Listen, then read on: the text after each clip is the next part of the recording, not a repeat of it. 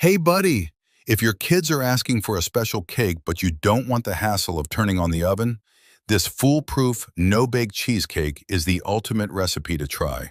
It looks exactly like it came from a five-star bakery, and the flavor is an absolute dream that the kids will love. All right, let's start with the crust. You'll need to crush about 4 ounces of cookies. That's around 8 to 10 pieces. If you're in the US, graham crackers are perfect for this. But if you can't find them, don't worry. Any sweet plain cookies will work just fine. You can also put the cookies in a bag and crush them with a rolling pin, or just use a blender, whichever works best for you. After crushing the cookies, add a 1/4 cup of sugar. Next, grate the zest of 1 lemon. It'll add a nice hint of citrus freshness. I highly recommend adding 1/2 cup of finely chopped pecans. It's optional, but they make it taste amazing. Finally, add about a 1/4 cup of melted butter and mix everything well. The texture should look like wet sand, just like that. Now it's time to prepare the springform pan. I prefer to line it with parchment paper. These strips of paper make it so much easier to transfer the cheesecake onto a serving plate. I'll show you just how convenient this is later. It's a good idea to line the bottom with parchment paper too. You can skip lining if you prefer, but grease the pan well. Lining, however, makes removal easier. All that's left is to transfer the cookie mixture into the pan and press it down firmly. You can use any glass with a flat bottom for this. It works perfectly. All right, the crust is ready, so now let's move on to making the filling. We'll need 1½ cups of cottage cheese, 3/4 cup of sugar, and 1½ cups of yogurt. I prefer using Greek yogurt.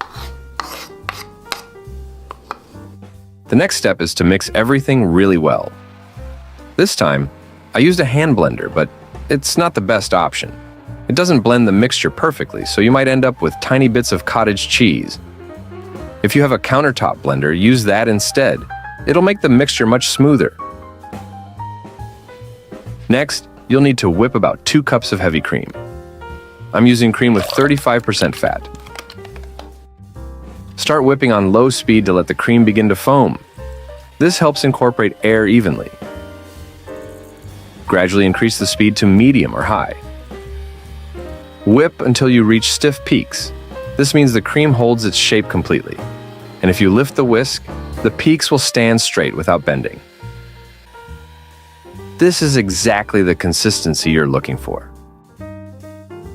After whipping the cream, pour in the cottage cheese and yogurt mixture. Gently mix everything together with a spatula. Use slow, folding motions from the bottom up to avoid losing the air. Overmixing can break the air bubbles and make the mixture dense. To help the mixture set and the cheesecake hold its shape, I use gelatin. I take 8 sheets and soak them in cold water for 5 minutes. If you're using powdered gelatin, see the video description for instructions. Now let's go back to the lemon we zested for the crust. Cut it in half and squeeze out the juice. If it's a large lemon, 1 will be enough. For smaller or medium-sized lemons, it's better to use 1½. Next, pour the lemon juice into a small saucepan and heat it gently, without bringing it to a boil. I prefer heating it over medium heat.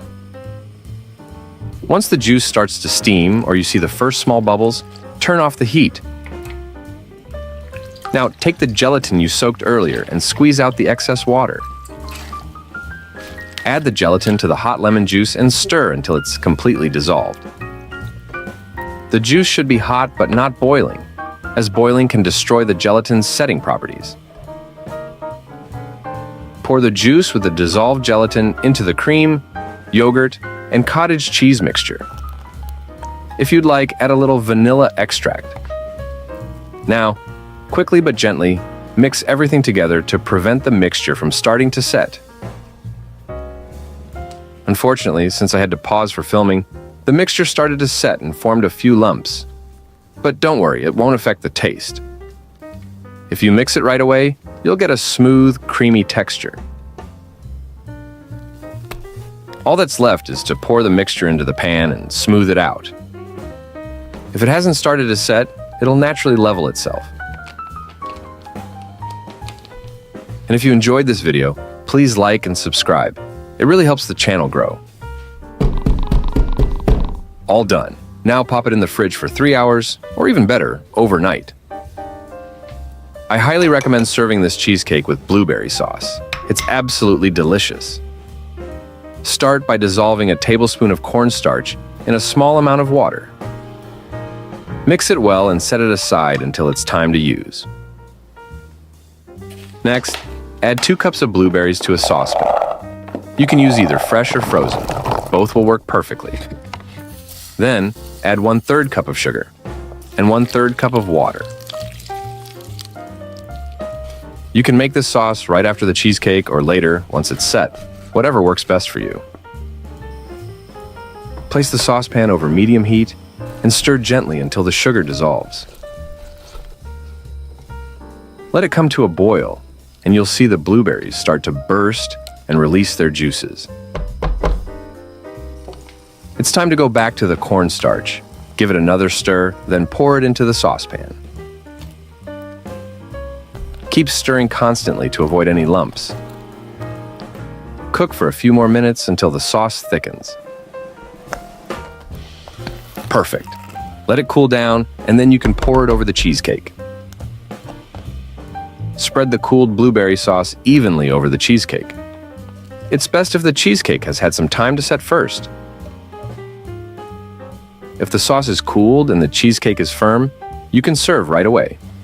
For the best results, chill for about 30 minutes to set. It's finally time to try it. Release the springform pan and gently lift off the sides. Use the edges of the parchment strips to carefully transfer the cheesecake to a plate or tray. The strips make lifting so much easier. Now, carefully peel away the parchment paper from the sides, and you're ready to enjoy. By the way, before you dig in, let me know where you're watching from. I love imagining my recipes being made in kitchens all around the world. Alright, before slicing, I recommend dipping a knife in warm water. This keeps the creamy filling from sticking and ensures clean, even cuts. I truly believe this recipe is a winner.